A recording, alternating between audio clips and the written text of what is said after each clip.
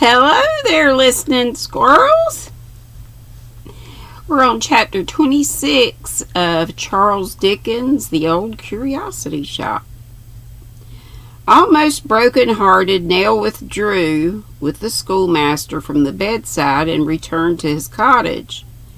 In the midst of her grief and tears, she was yet careful to conceal their real cause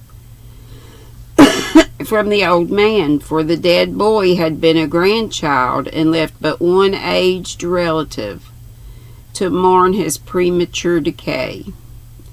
She stole away to bed as quickly as she could, and when she was alone gave free vent to the sorrow with which her breast was overcharged.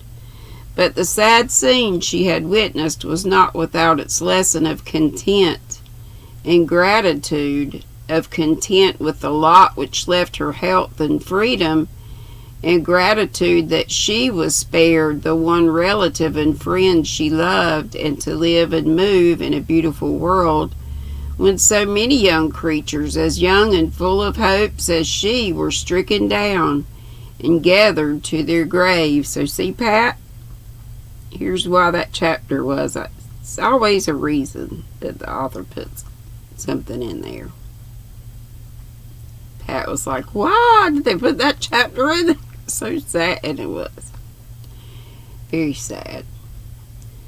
Their graves. How many of the molds in that old mounds, here I go again.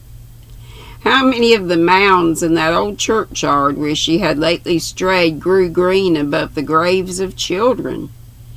And though she thought as a child herself, and did not perhaps sufficiently consider to what a bright and happy existence those who die young are born, and how in death they lose the pain of seeing others die around them, bearing to the tomb some strong affection of their hearts, which makes the old die many times in one long life, still she thought wisely enough to draw a plain and easy moral from what she had seen that night, and to store it deep in her mind.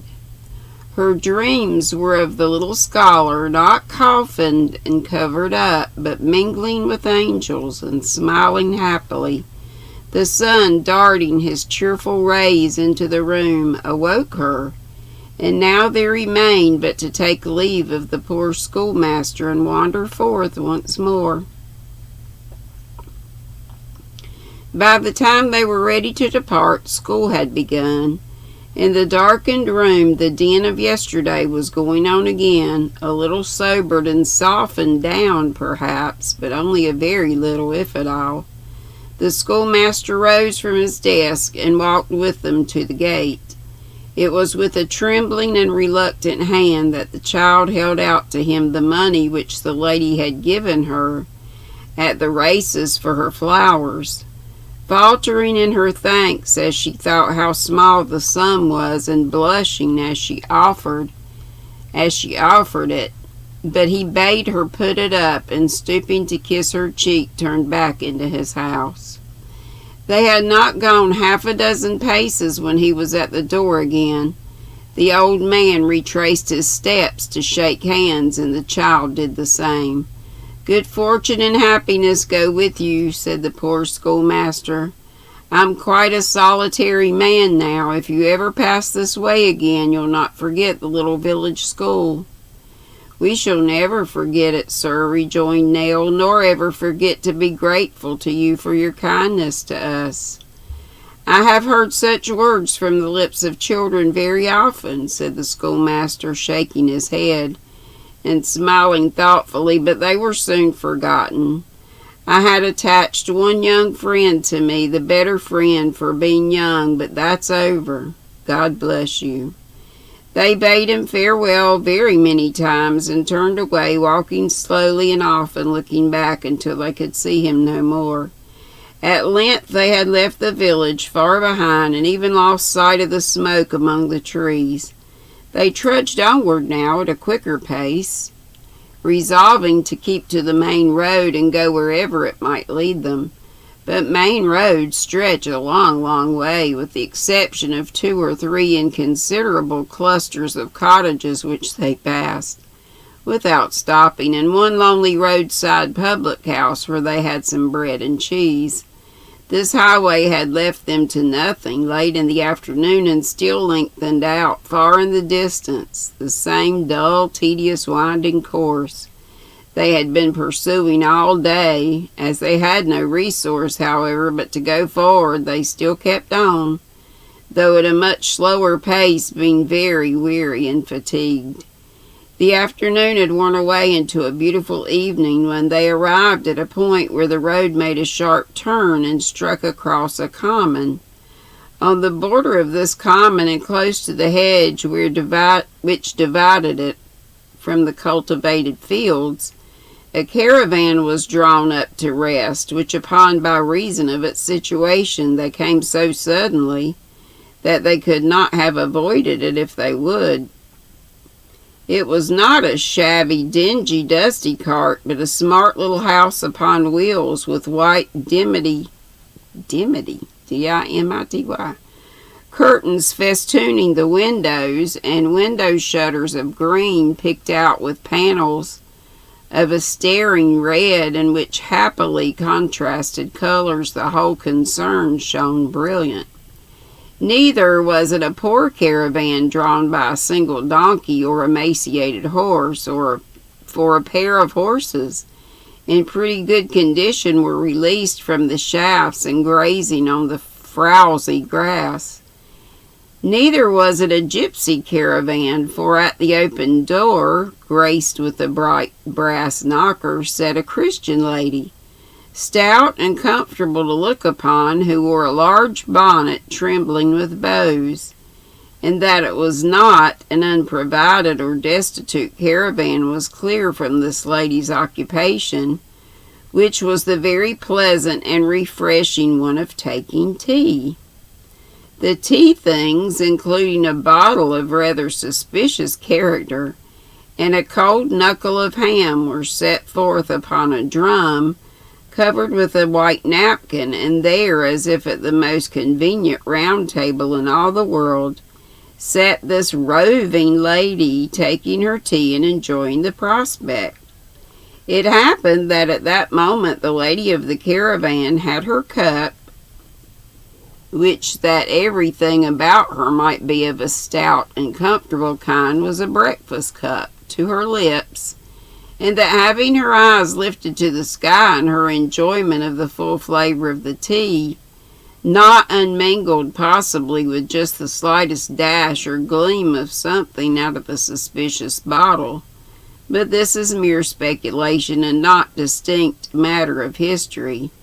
It happened that, being thus agreeably engaged, she did not see the travelers when they first came up.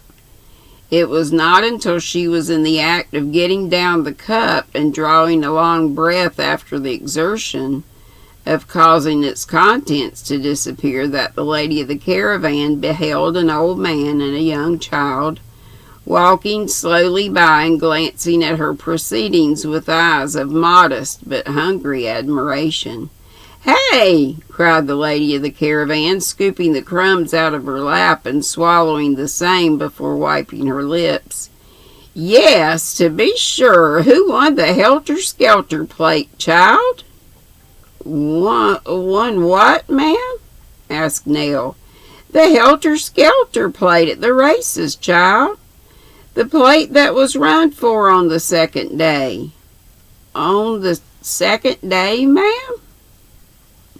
"Second day, yes, second day," repeated the lady with an air of impatience. "Can't you say who won the helter-skelter plate when you're asked the question civilly?" "I don't know, ma'am." "Don't know," repeated the lady of the caravan. "Why, you were there. I saw you with my own eyes." Nell was not a little alarmed to hear this, supposing that the lady might be intimately acquainted with the firm of Short and Codlin, but what followed tended to reassure her. "And very sorry I was," said the lady of the caravan, "to see you in company with a Punch, a low, practical, vulgar wretch that people should scorn to look at. I was not there by choice, returned the child. We didn't know our way, and the two men were very kind to us and let us travel with them. Do you know them, ma'am? Know 'em, child? Cried the lady of the caravan in a sort of shriek. Know them? But you're young and experienced, and that's your excuse for asking such a question. Do I look as if I knowed them? Does this caravan look as if I'd knowed them? No, ma'am, no, said the child, fearing she had committed some grievous fault. I beg your pardon. It was granted immediately, though the lady still appeared much ruffled and discomposed by the degrading supposition. The child then explained that they had left the races on the first day and were traveling to the next town on that road, where they purposed to spend the night.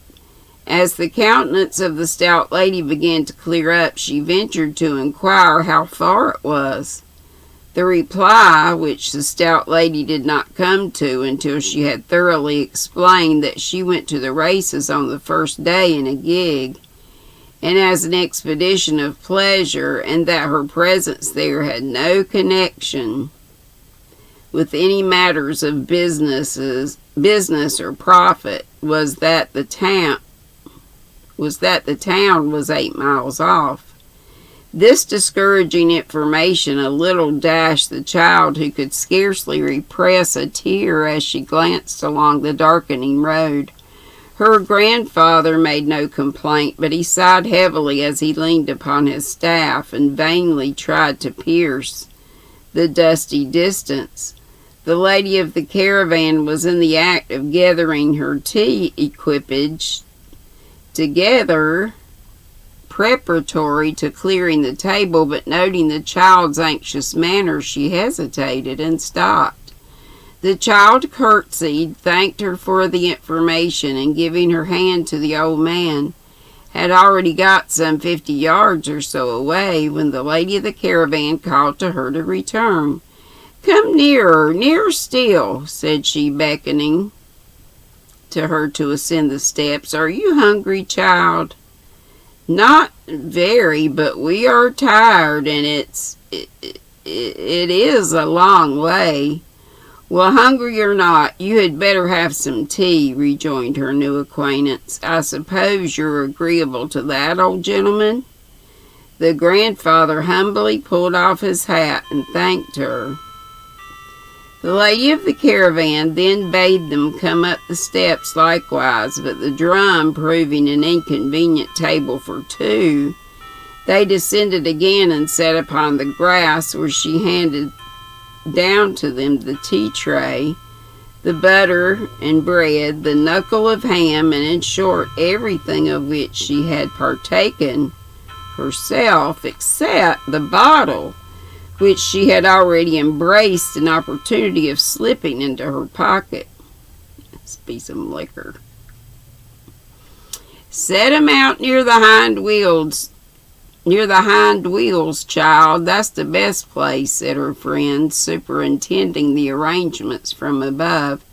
Now hand up the teapot for a little more hot water and a pinch of fresh tea. And then both of you eat and drink as much as you can, and don't spare anything. That's all I ask of you. They might perhaps have carried out the lady's wish if it had been less freely expressed, or even if it had not been expressed at all. But as this direction relieved them from any shadow of delicacy or uneasiness, they made a hearty meal and enjoyed it to the utmost. While they were thus engaged, the lady of the caravan alighted on the earth, and with her hands clasped behind her, and her large bonnet trembling excessively, walked up and down in a measured tread and very stately manner, surveying the caravan from time to time with an air of calm delight, and deriving particular gratification from the red panels and the brass knocker. When she had taken this gentle exercise for some time, she sat down upon the steps and called, George, Whereupon a man in a carter's frock, who had been so shrouded in a hedge up to this time, as to see everything that passed without being seen himself, parted the twigs that concealed him and appeared in a sitting attitude, supporting on his legs a baking dish and a half-gallon stone bottle, and bearing in his right hand a knife and in his left a fork. "Yes, missus," said George. "How did you find the cold pie, George?" It warn't amiss, ma'am." "And the beer?" said the lady of the caravan, with an appearance of being more interested in this question than the last. "Is it passable, George?" "It's more flatterer than it might be," George returned, "but it ain't so bad for all that." More flatterer. To set the mind of his mistress at rest, he took a sip, amounting in quantity to a pint or thereabouts, from the stone bottle, and then smacked his lips, winked his eye, and nodded his head. No doubt, with the same amiable desire, he immediately resumed his knife and fork, as a practical assurance that the beer had wrought no bad effect upon his appetite. The lady of the caravan looked on approvingly for some time, and then said, "Have you nearly finished?" "Wery nigh, mum," and indeed, after scraping the dish all around with his knife and carrying the choice brown morsels to his mouth, and then taking such a scientific pull at the stone bottle that, by degrees almost imperceptible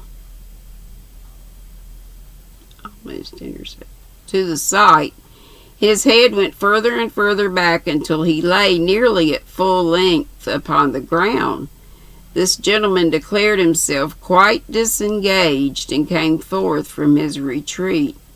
"I hope I haven't hurried you, George," said his mistress, who appeared to have a great sympathy with his late pursuit. "If you have," returned the follower, wisely reserving himself for any favorable contingency that might occur, we must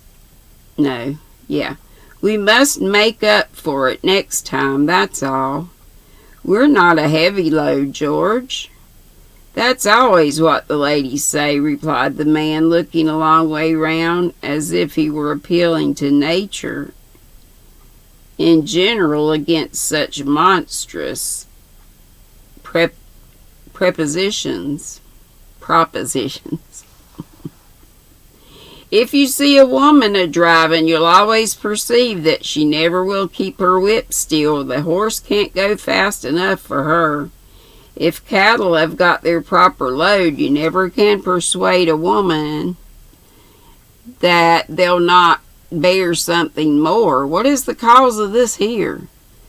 "Would these two travelers make much difference to the horses if we took them with us?" asked his mistress, offering no reply to the philosophical inquiry, and pointing to Nell and the old man, who were painfully preparing to resume their journey on foot. "They'd make a difference, in course," said George doggedly. "Would that make much difference?" repeated his mistress. "They can't be very heavy." "The weight of the pair, mum," said George, eyeing them from the look of the man, who was calculating within half an inch.